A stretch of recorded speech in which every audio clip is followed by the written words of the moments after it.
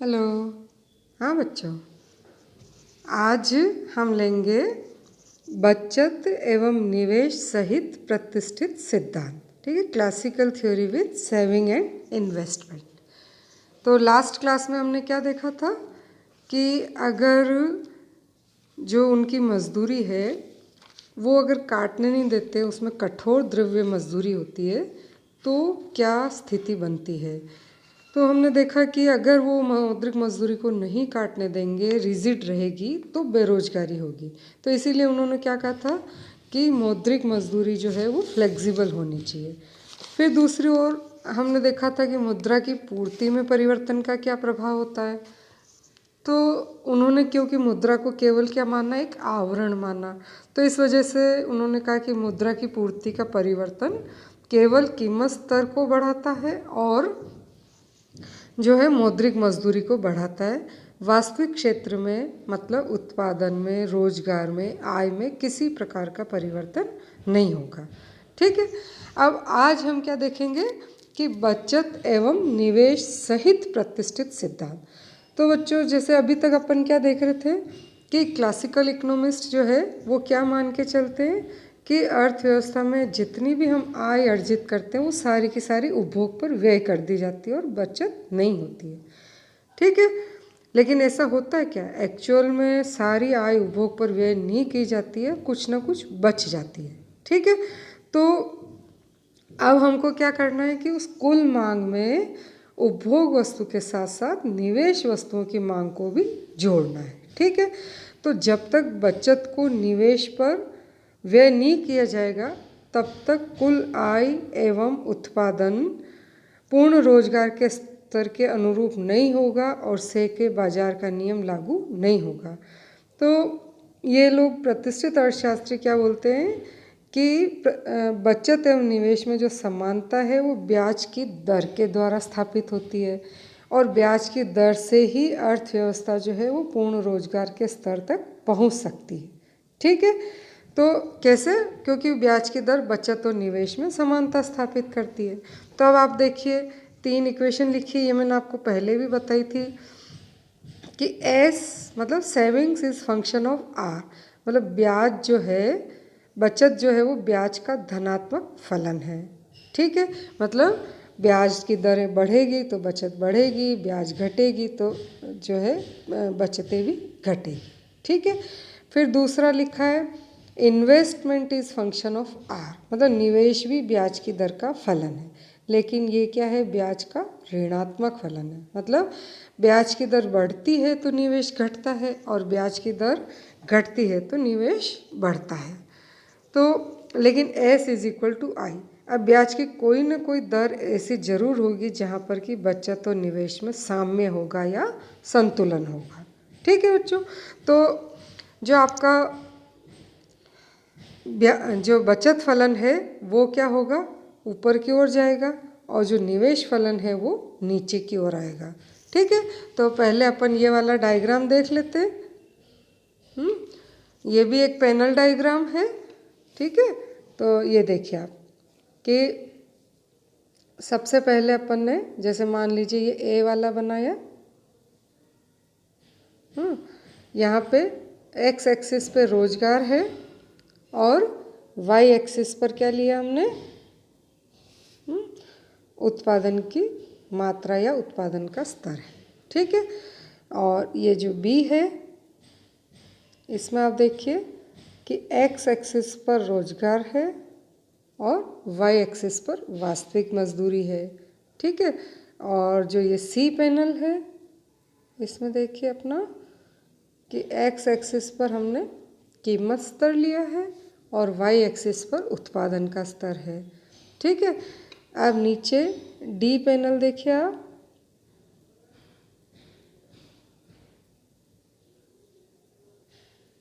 इसमें x axis पर कीमत स्तर है और वाई एक्सिस पर मौद्रिक मजदूरी है। ठीक है, और ये 4 तो अपन पहले से बनाते चले आ रहे हैं। अब एक 5वां बना रहे हैं जो क्या है, ई वाला, इसको देखिए आप। तो ये क्या है बच्चों, इसमें एक्स एक्सिस पे तो हमने लिया बचत एवं निवेश, और आपका जो ये वाई एक्सिस है यहाँ पे ब्याज की दर लिखी आप, ये गलत दिख रहा है आपको बाजार दर, ये क्या है बच्चों, ब्याज की दर। ठीक है, ब्याज की दर। अब अपन पहले वाला देखें, जैसे बी से अपन चलते हैं हमेशा, तो ये तो आपका डीएल तो क्या है, श्रम का मांग वक्र है, जो कि वास्तविक मजदूरी से ऋणात्मक रूप से संबंधित है। ठीक है, और ये श्रम का पूर्ति वक्र है, जो कि वास्तविक मजदूरी से धनात्मक रूप से संबंधित है, और ये दोनों एक दूसरे को यहाँ पे काटते हैं, तो इससे रोजगार के स्तर का निर्धारण होता है N1।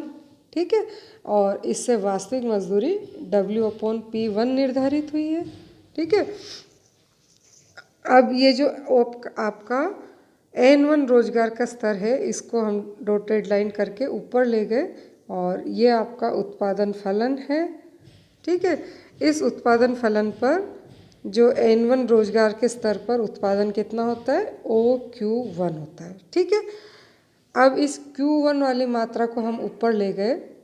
ठीक है, इधर ले गए, आगे बढ़ाई, और इधर ये आपका MV है, ये वाला कर्व क्या है बच्चों, मुद्रा का पूर्ति वक्र है। ठीक है, मुद्रा का पूर्ति वक्र।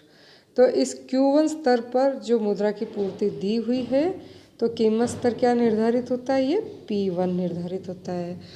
इस P1 को हम नीचे ले गए। ठीक है, P1 को हम नीचे ले गए, और ये हमारी WP1 जो रेखा है, इसको हमने यहाँ किया, इधर ये खींचा, तो इस P1 मजदूरी के स्तर पर मौद्रिक मजदूरी कितनी निर्धारित होती है, OW। ठीक है, कितनी हुई, OW।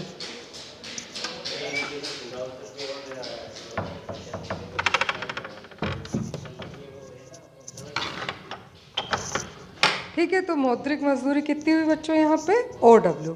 वास्तविक मजदूरी कितनी थी, OW/P1 थी, और इस वाली वास्तविक मजदूरी पर जो है मौद्रिक मजदूरी कितनी हुई, OW। ठीक है, ये सारा तो इसमें से A और B तो है वस्तु क्षेत्र या वास्तविक क्षेत्र है, और ये C और D जो है ये मौद्रिक क्षेत्र है। ठीक है, अब इस स्थिति में ये अलग बना हुआ इनका बचत और निवेश पूरा, ये देखिए नीचे वाला ई पैनल देखिए आप, कि इसमें ये तो है आपका बचत वक्र, सेविंग कर्व, जो कि बाएं से दाएं ऊपर की ओर जा रहा है, क्योंकि मैंने क्या बताया कि बचत जो है वो ब्याज का धनात्मक फलन है, और निवेश जो है वो ब्याज का ऋणात्मक फलन है। ठीक है, इन दोनों को जो दोनों जहाँ काट रहे हैं, मतलब R1 ब्याज के स्तर पर बचत और निवेश में क्या है बच्चों, साम्य है। ठीक है, बचत और निवेश में साम्य है, तो इसके लिए ब्याज की दर क्या होनी चाहिए बच्चों, R1 होनी चाहिए। तो यहाँ पे बचत और निवेश एक दूसरे के समान होंगे, और जब बचत और निवेश की मात्रा समान होगी तो मार्केट में क्या होगा, पूर्ण रोजगार का स्तर होगा। ठीक है, तो यहाँ पे हमने क्या देखा, क्लासिकल मॉडल देखा, जो कि किसके सहित है, बचत एवं निवेश के सहित है। ठीक है, अब हमने पूरा जो है क्लासिकल मॉडल पूरा देखा हमने। ठीक है, कि इसके किस तरह से परिवर्तन होता है, इसका जो आधार है वो से का कि supply creates its own demand, पूर्ति स्वयं अपनी मांग का सृजन करती, इसके ऊपर आधारित है, और इनके हिसाब से कभी भी अति उत्पादन और जो है बेरोजगारी नहीं हो सकती है, हमेशा पूर्ण रोजगार रहेगा। ठीक है, लेकिन ये जो सिद्धांत है इस 1930 में जब हालांकि माल्थस वगैरह तो पहले से भी ये कह रहे थे कि ये सिद्धांत सही नहीं है, सही नहीं है। हॉब्सन और क्लार्क वगैरह भी इसकी काफ़ी बुराई कर रहे थे, लेकिन फिर भी ये सिद्धांत चले जा रहा था। लेकिन जब 1930 की विश्वव्यापी आर्थिक मंदी आई और प्रतिष्ठित अर्थशास्त्रियों का रोजगार सिद्धांत का खोखलापन जाहिर हो गया, भयंकर बेरोजगारी और अति उत्पादन की स्थिति हो गई, और पूर्ण रोजगार की धारणा जो है वो क्या हो गई बच्चों, पूर्ण रोजगार की धारणा की धज्जियाँ उड़ गई। ठीक है, तो फिर क्या हुआ कि कीन्स ने इन सिद्धांतों की कटु आलोचना करी और अपने महान सिद्धांत, कौन सा कीन्स की बुक का नाम क्या है बच्चों, ध्यान है, जनरल थियरी, पूरा नाम क्या है, general theory of employment, interest and income. ठीक है, तो इस जनरल थ्योरी में नए रोजगार सिद्धांत का प्रतिपादन किया और आर्थिक जगत में क्रांति ला दी। तो अब हम कीन्स ने क्या ऑब्जेक्शंस किए थे प्रतिष्ठित सिद्धांत के, उन ऑब्जेक्शंस को देख रहे हैं, या जो है प्रतिष्ठित सिद्धांत की आलोचना क्या है, कमियां क्या है, कीन्स ने क्या इसकी आपत्तियां की है, क्या आलोचना की है, अब हम ये देख रहे हैं। तो सबसे पहले, क्योंकि ये किसके ऊपर आधारित है, से के नियम पर आधारित है, तो वहीं से आलोचना भी स्टार्ट होती है कि से का नियम कि supply creates its own demand क्या है, ये भ्रमात्मक एवं दोषपूर्ण है। ठीक है, और इनके हिसाब से क्या है, से के हिसाब से कि पूर्ति और मांग सदैव संतुलन में रहते हैं और संतुलन की प्रक्रिया स्वचालित और स्व समायोजित होती है, लेकिन ये दोषपूर्ण और अव्यवहारिक है, क्योंकि कहीं ना कहीं बचत भी हो जाती है तो आय के प्रवाह में बाधा हो जाती है, समस्त मांग समस्त पूर्ति के बराबर नहीं होती है और इससे फिर क्या होता है, बेरोजगारी पैदा होती है। तो मांग और पूर्ति में संतुलन बनाए रखने के लिए राजकीय हस्तक्षेप आवश्यक है, जबकि क्लासिकल इकोनॉमिक्स ने क्या कहा था कि एक स्वतंत्र अर्थव्यवस्था होनी चाहिए जहाँ कोई राजकीय हस्तक्षेप नहीं हो, लेकिन जब मांग और पूर्ति में असंतुलन होता है तो राजकीय हस्तक्षेप आवश्यक होता है। ठीक है, अब नंबर 2, मजदूरी दरों में कटौती बेरोजगारी का हल नहीं। तो ये अपन ने देखा था कि मजदूरी में कटौती कर दो इनके हिसाब से तो अपने आप जो है सभी लोगों को रोजगार मिल जाएगा।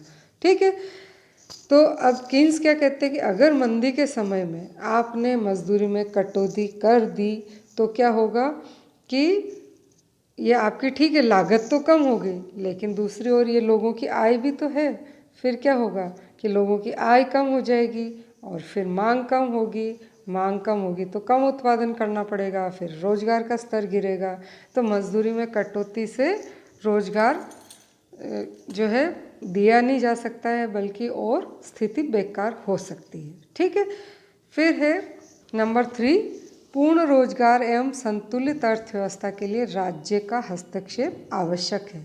तो इनके हिसाब से तो अर्थव्यवस्था स्वयं संचालित है, स्वयं समायोजित है, तो सरकार की आवश्यकता नहीं है।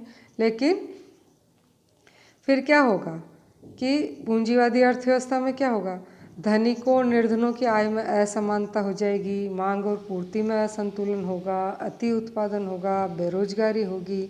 तो इन सब के लिए क्या चाहिए, राजकोषीय नीतियाँ भी चाहिए, मौद्रिक नीति भी चाहिए और इसके लिए राजकीय हस्तक्षेप बहुत ही आवश्यक होता है। ठीक है, अब इसके बाद नंबर 4, बचत एवं विनियोग में संतुलन ब्याज की दर से न होकर के आय के स्तर से होता है। तो अभी अभी मैंने डायग्राम बनाया और इन्होंने क्या कहा कि बचत और निवेश में जो संतुलन है वो ब्याज की दरों से होता है, लेकिन कीन्स क्या कहते हैं, ये ब्याज की दर से न होकर के आय के स्तर से होता है। ठीक है, उनके हिसाब से बचत जो है वो आय के स्तर से प्रभावित होती है, लेकिन विनियोग जो है वो ब्याज की दर से और पूंजी की सीमांत उत्पादकता दोनों से प्रभावित होता है। तो इसीलिए ये समानता ब्याज की दर से न होकर के किससे होती है, आय के स्तर से स्थापित होती है। ठीक है, अब इसके बाद नंबर 5, पूर्ण प्रतियोगिता एक काल्पनिक एवं मिथ्या धारणा है। ठीक है, अपन बाजार में भी देखते हैं पूर्ण प्रतियोगिता और एकाधिकार की स्थिति दिखती है।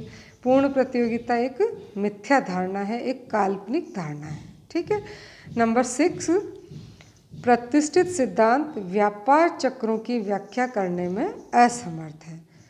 ठीक है, क्योंकि इसमें ये तो कह रहे हैं कि पूर्ति स्वयं ही अपनी मांग का निर्माण कर लेती, तो ऐसे कोई व्यापार चक्र आते ही नहीं है, जबकि वास्तव में अर्थव्यवस्था में इतने उतार चढ़ाव आते हैं जिसको कि ये प्रतिष्ठित सिद्धांत जो है ये सॉल्व नहीं कर सकता है। फिर नंबर 7, प्रतिष्ठित सिद्धांत में वास्तविक क्षेत्र को मौद्रिक क्षेत्र से पृथक कर दिया।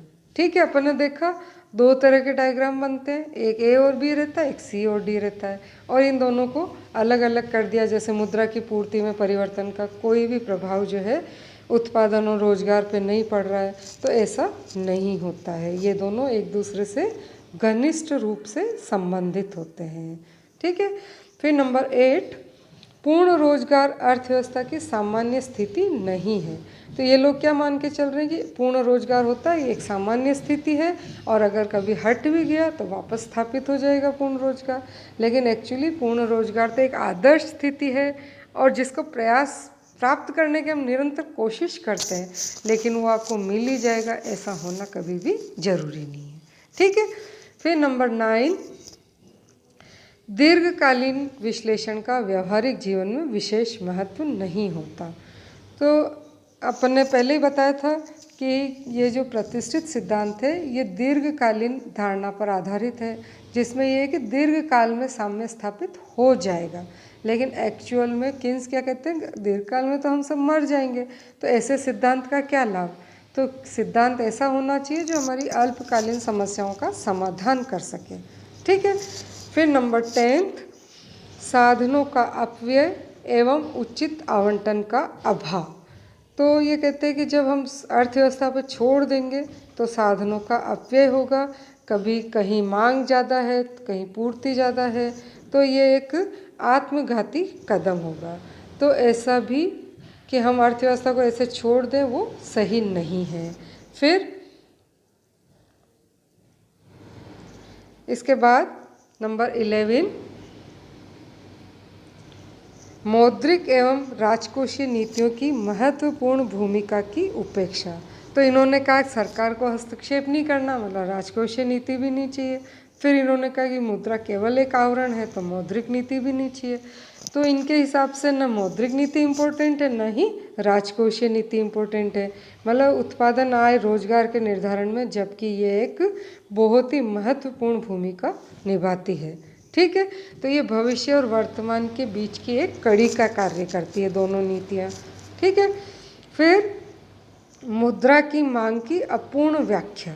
तो इनके हिसाब से मुद्रा की मांग केवल किसके लिए है, लेन देन उद्देश्य के लिए, जबकि मुद्रा की मांग संचय और सट्टा के लिए भी होती है। तो इसकी प्रतिष्ठित अर्थशास्त्रियों ने अवहेलना की है। ठीक है। फिर नंबर 13 और लास्ट है भ्रमपूर्ण मान्यताएं। मतलब इस सिद्धांत की मान्यता ही भ्रमपूर्ण है, जबकि एक्चुअल में जैसे श्रमिक संघ होते हैं, सरकार भी होती है, सरकार कानून भी बनाती है न्यूनतम मजदूरी के, एकाधिकारी प्रवृत्तियों को भी रोकती है। ठीक है। लेकिन इन सब ने क्या कहा कि ना तो श्रम संघ है, इसको माना ही नहीं इन्होंने, सरकार की भी उपेक्षा की इन्होंने। ठीक है। तो कुल मिला के इन्होंने जो है लेसिस फेयर लेसिस पासर, मतलब स्वतंत्र अर्थव्यवस्था का समर्थन किया। लेकिन अर्थव्यवस्था में जब भी कोई समस्याएं आती है बच्चों, तो गवर्नमेंट को हस्तक्षेप करना ही पड़ता है। ठीक है। जैसे अभी अपन ने देखा कोविड-19। अब कोविड-19 के समय अगर सरकार आपकी आर्थिक नीतियों में हस्तक्षेप नहीं करे, सारी अर्थव्यवस्था अपनी ठप हो गई। ऐसे में सरकार ने बड़े बड़े पैकेज देके और जो है अर्थव्यवस्था को वापस पटरी पर लाने का प्रयास किया है। ठीक है। तो इसीलिए बच्चों सरकार को तो हस्तक्षेप करना ही पड़ता है। ठीक है। तो आज हमने देखा कि अब ये जो प्रतिष्ठित सिद्धांत है इसकी क्या कमियां हैं। ठीक है। तो अब आपका ये वाला जो चैप्टर है कंप्लीट हो गया है। ठीक है। अब हम कौन सा वाला पढ़ेंगे इसके बाद, किसने आलोचना करी अभी, किन्स ने। तो अब हम किन्स का जो आय और रोजगार का सिद्धांत है नेक्स्ट क्लास से वो चैप्टर अपन स्टार्ट करेंगे। ठीक है। तब तक आप इसके डायग्राम्स की प्रैक्टिस करिए, इस चैप्टर को अच्छी तरह से पढ़िए और चैनल को सब्सक्राइब करिए, लाइक करिए, ताकि आपको नए नए वीडियोस और मिलते रहेंगे। और मैं जैसे समझा रही हूँ आपको, ये चैप्टर देखने में बहुत टफ लगेगा, लेकिन मेरे वीडियोस देखो, आपको बहुत इजीली ये सब चीज़ें समझ में आ जाएगी। ओके, थैंक यू बच्चों, और टेक केयर, अपना ध्यान रखिएगा।